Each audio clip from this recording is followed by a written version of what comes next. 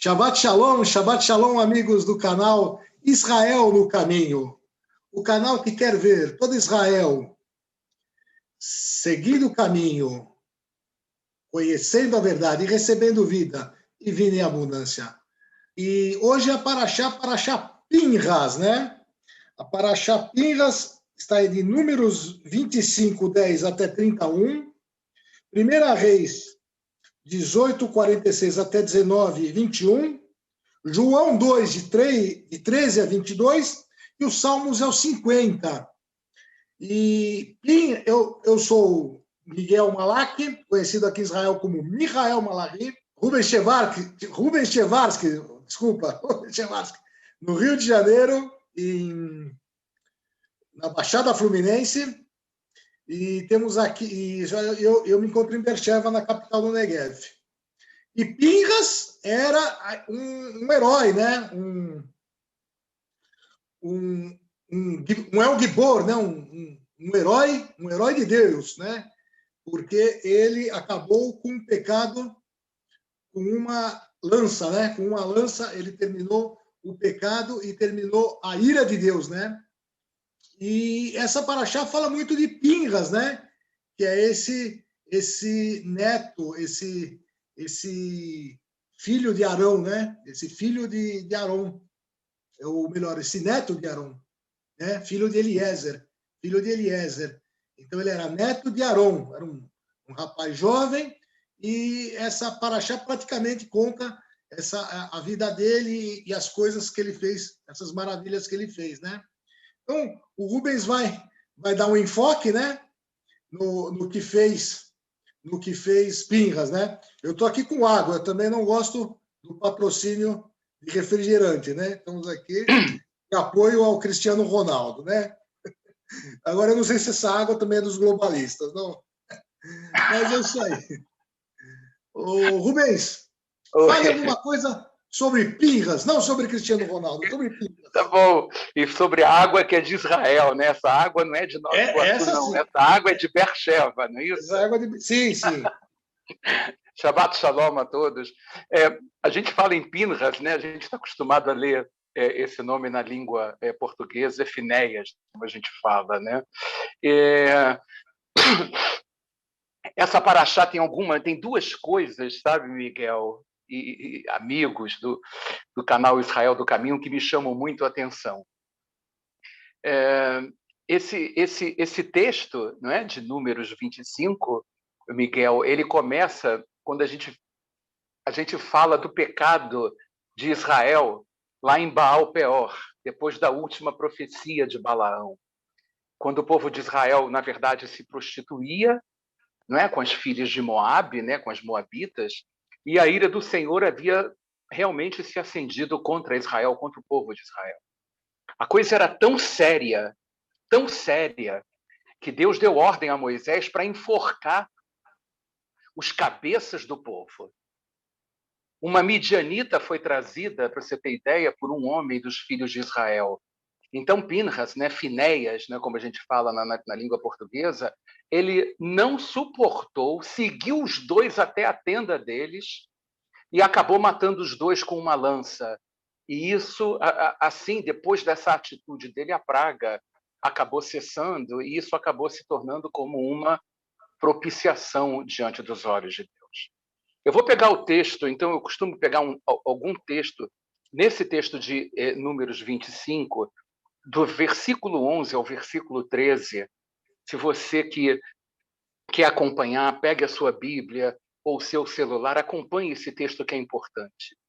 Do verso 11 ao verso 13, diz assim: Disse o Senhor a Moisés: Finéias, filho de Eleazar, ou Eliezer, filho de Arão, o sacerdote, desviou a minha ira de sobre os filhos de Israel, pois foi tomado de zelo por mim no meio deles.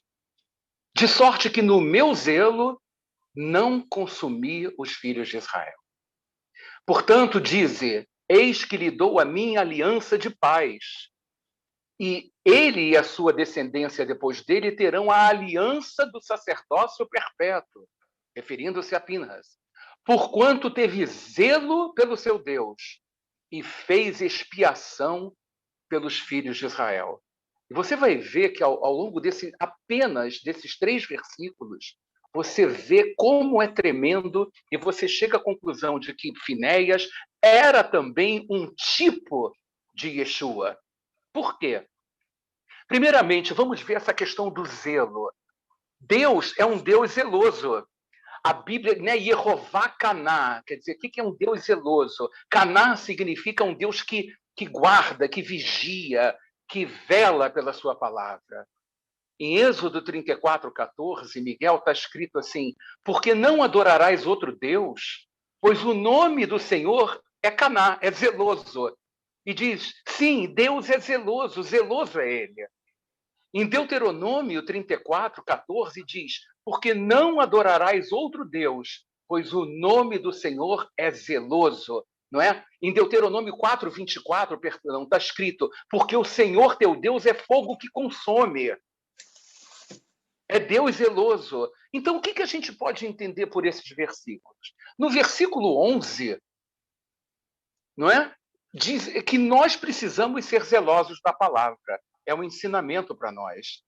Não é? Lembra daquele texto de João 2,17, que copia o Salmo 69? No verso 9 diz, lembraram-se os seus discípulos do que está escrito, o zelo da tua casa me consumirá. No verso 12, né, diz que quando assim procedemos, Deus faz uma aliança de paz conosco. Eu me lembro do versículo que está em Romanos 5, logo no primeiro versículo do capítulo 5 de Romanos, diz, justificados, pois, mediante a fé, temos paz com Deus, por meio de nosso Senhor Jesus Cristo. Yeshua falou, deixo-vos a paz, a minha paz eu vos dou, não vou-lo dou como o mundo a dá. Não se turbe o vosso coração, não se atemorize. Então, uma das consequências que o zelo que nós temos pela palavra nos dá é a paz que excede todo o entendimento.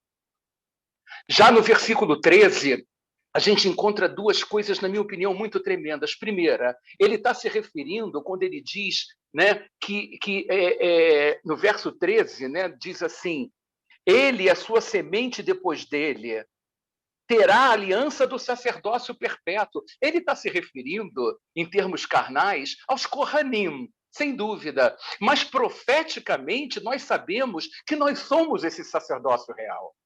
Não é isso que diz em 1 Pedro 2,9? Vós, porém, sois raça eleita, sacerdócio real, nação santa, povo de propriedade exclusiva de Deus, a fim de proclamardes as virtudes daqueles que vos chamou das trevas para a sua maravilhosa luz.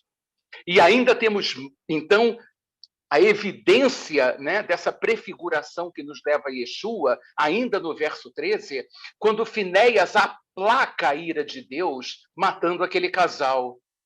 Que há uma profecia implícita que aponta para Yeshua, quando diz que Finéias fez propiciação pelos filhos de Israel.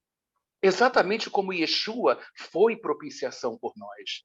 Não é? O que diz a palavra em 1 João 4,10, nisto consiste o amor, não em que nós tenhamos amado a Deus, mas que Ele nos amou e enviou o seu Filho como propiciação pelos nossos pecados, exatamente como Finéias agiu.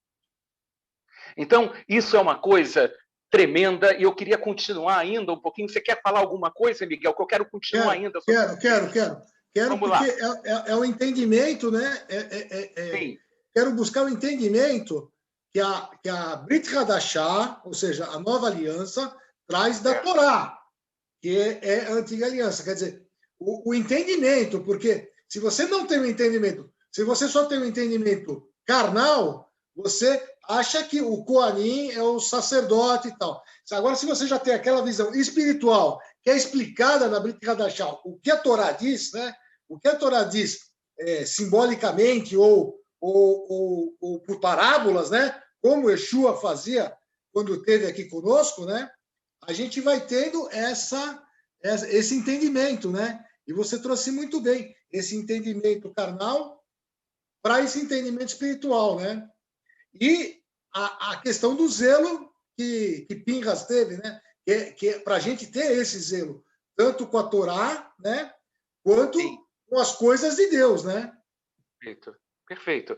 Eu queria. É exatamente isso. Tudo aquilo que a gente vê na Torá, tudo aquilo que a gente vê nessas parashot, né, na mensagem que tem na Torá, sem dúvida, ela tem alguma coisa profética, alguma coisa que aponta para a realidade espiritual, não é? E a gente vai ver isso até depois nas outras parashot. Veja, a Haftará, que está associada a essa paraxá, lá em 1 Reis 19, quando Elias, depois daquele desafio onde ele matou os profetas de Baal e tal, ele foge para Horebe com medo de Jezabel. Nota, eu fiquei dando uma olhada no mapa, gente, ele andou uns 500 quilômetros desde Haifa, né, desde o Monte Carmelo até onde eu creio que realmente houve a travessia, até Horebe, né, na realidade, até o Sinai, dá em torno de 500 quilômetros. E então Deus fala com Elias, não é? E diz para que ele volte pelo caminho de Damasco e unja a Hazael, rei da Síria, a Jeú, rei de Israel, e a Eliseu, não é? Como profeta em seu lugar. E então nós nos deparamos com Jezabel. Por que me chamou a atenção isso? Nós acabamos de falar de Balaão. E agora nós estamos falando de Jezabel. E quando eu olho Balaão e Jezabel juntos numa paraxá, eu me lembro de Apocalipse. O capítulo 2 de Apocalipse, vejam, amados, no capítulo 2, no verso 14, diz, para a carta à igreja de Pérgamo, mas umas poucas coisas tenho contra ti, diz o Senhor em glória, porque tens lá os que seguem a doutrina de Balaão, o qual ensinava a Balaque a lançar tropeços diante dos filhos de Israel para que comessem das coisas sacrificadas a ídolos e se prostituíssem.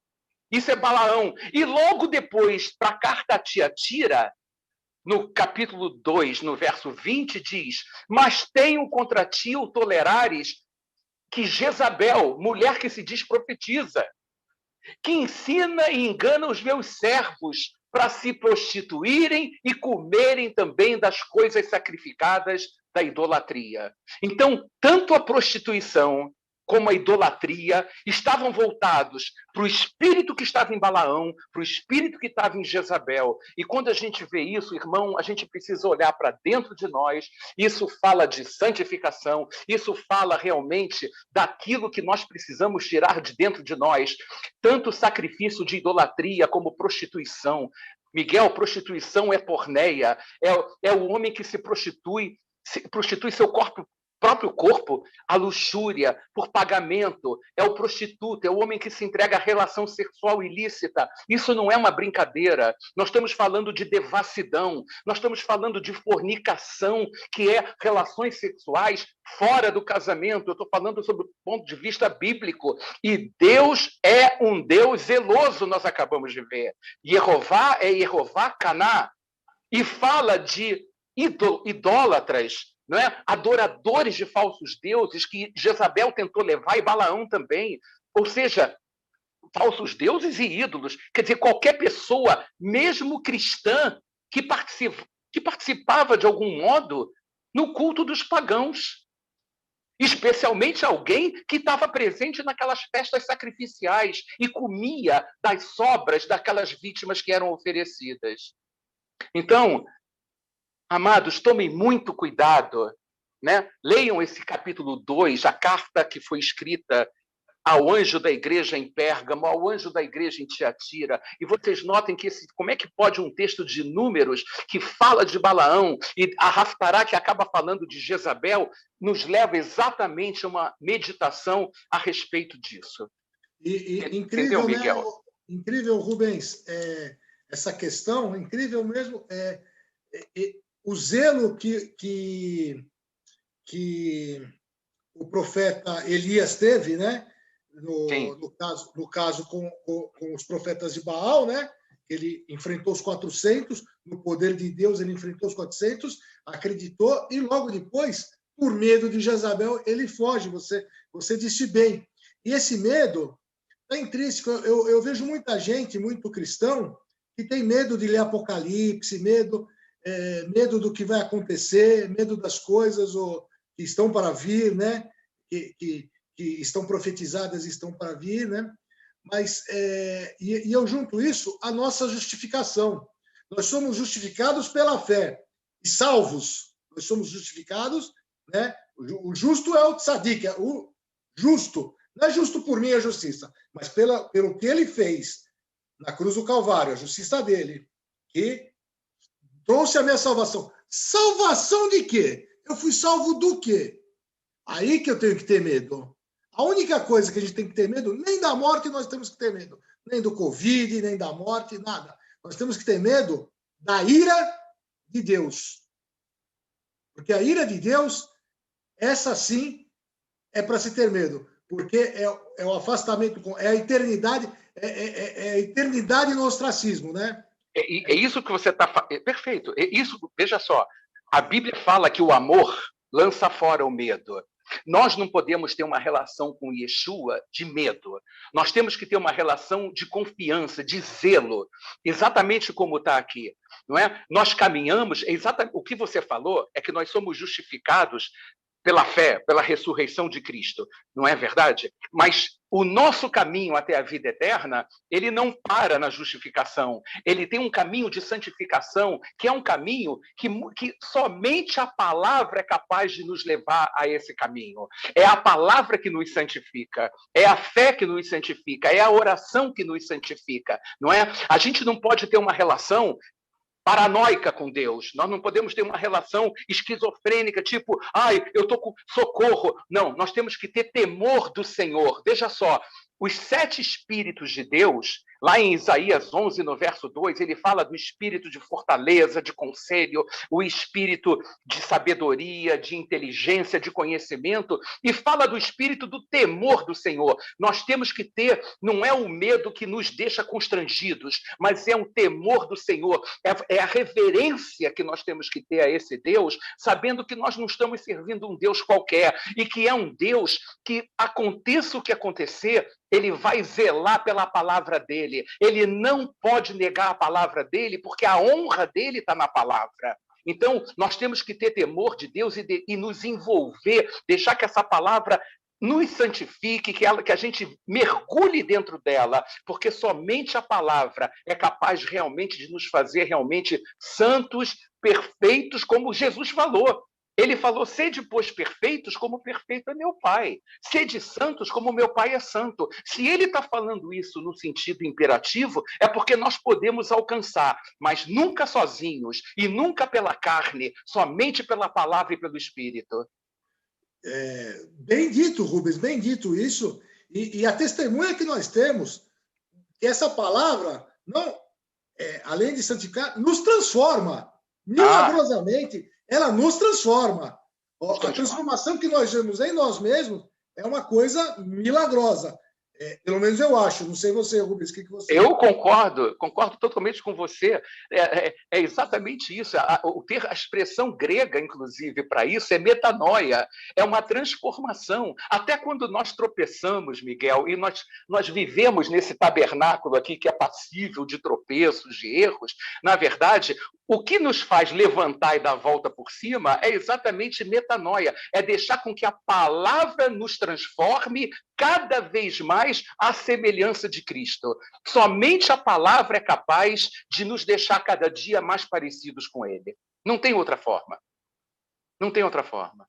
Amém. Ô, Rubens, e você tem mais algo para dizer, assim, alguma coisa? Eu queria sim, Miguel. Tem uma coisa que me chamou muito a atenção. Eu fiquei pensando que eu queria trocar ideia com você e com os amigos que estão nos ouvindo. Esse texto dessa paraxá de Números, depois que a gente fala sobre esse assunto, vem o segundo recenseamento, fala, quer dizer, aqueles homens acima de 20 anos que eram os filhos daqueles que saíram do Egito e que não tomaram posse da terra, fala da lei acerca das heranças, fala da predição sobre a morte de Moisés, fala sobre ofertas diárias e, de repente, no capítulo, já no finalzinho, no 30, no 29, deixa eu dar uma olhada rápida aqui para não falar bobagem, né? Mas é exatamente aqui no final do capítulo 28, no final do 28, ele fala das festas. Ele repete o texto de Levítico 23, que fala das 7 festas. Só que me chamou muito a atenção E até perguntei para Deus, Senhor, tem uma coisa diferente nessa lista. Em Levítico 23, nós vemos a inclusão do Shabat. Mas aqui nessa lista, ele começa com a Páscoa, começa com Pesach, e ele não faz a menção do Shabat, como nós lemos em Levítico 23. Então, a gente vê o Pesach, a gente vê Yom HaBikurim, a gente vê Shavuot, a gente vê Yom Teruah, que é as trompetas, vê Yom Kippur, que é a expiação, vê Sukkot, mas não aparece, né? E isso me chama muito a atenção, sabe, Miguel? Porque, na verdade, Shabat é uma grande festa. E, sem dúvida, não foi sem motivo que Ruach HaKodesh, o Espírito Santo, não colocou essa festa aqui. Aliás, Números só fala 2 vezes sobre o Shabat. E nós sabemos que o Shabat, na verdade, o Filho do Homem, até do sábado, é Senhor. Nós sabemos que o sábado, o Shabat foi feito por causa do homem e não o homem por causa do sábado. Nós sabemos que o Shabat é um memorial da criação de Deus. Ainda existe um aspecto profético do Shabat que fala do reino milenar, não é assunto aqui. E nós sabemos que o Shabat é o 4º mandamento. Então, por Levítico 23, nós sabemos que o Shabat é uma festa. Por que Números não fala de Shabat como festa? Eu exatamente não sei, mas eu quero terminar e chamar a atenção dos irmãos para uma coisa. Não deixe que o Shabat deixe de ser uma festa na tua vida. O Shabat é Yeshua. Yeshua é o nosso descanso. Ele é o verdadeiro Shabat. Por ele ser um verdadeiro Shabat, amados, não deixe que o Shabat deixe de ser uma festa na tua vida. Não é? Eu não tenho essa revelação. Eu não sei por que todo o texto, desde Pesach até Sukkot, repete Levítico 23, mas não se inclui o Shabat. Mas pela fé, eu quero incluir o Shabat, porque o Shabat é Yeshua. É isso que eu gostaria de deixar nessa paraxá aqui, Miguel. Muito bom. Acho que foi esclarecedor, acho que foi dinâmico, foi assim muito proveitoso, né? Então, queria agradecer a você, Rubens, agradecer ao nosso YouTube espectador que está nos acompanhando, né? Pedir para ele divulgar para os amigos essas revelações, essas coisas que a gente tem falado da palavra, né? Não é às vezes assim na nossa opinião, mas é sempre em cima da palavra, como você diz, né? Da palavra revelada. E Shabbat Shalom, então, um Yeshua Shalom para você, então, né? Shabbat Shalom com Yeshua Shalom. Yeshua Shalom. Amém. Amém. Shabbat Shalom a todos. Shabbat Shalom. Shabbat Shalom.